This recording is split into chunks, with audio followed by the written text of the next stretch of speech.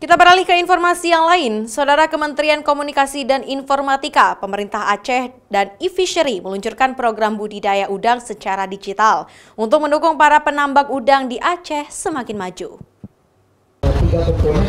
E-Fishery merupakan program atau layanan yang mendukung para penambang ikan dan udang dari hulu ke hilir agar semakin maju dengan mengedepankan teknologi digital.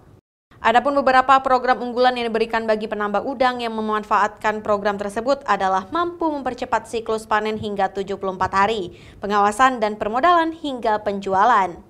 Di Banda Aceh sendiri, sebanyak 50 penambang udang Faname telah bergabung dengan program tersebut. Pakan, pembenihan, sampai kita kan mengatasi overfeeding menggunakan auto feeder. Jadi produksinya ini akan meningkat 70% lebih gitu.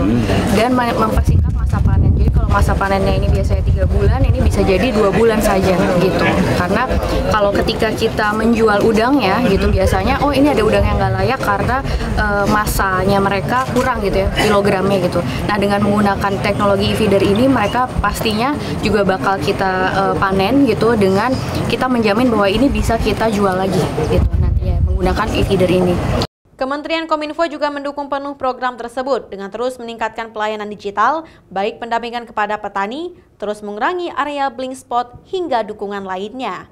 Untuk ikut serta dan juga bisa memberikan rantai nilai yang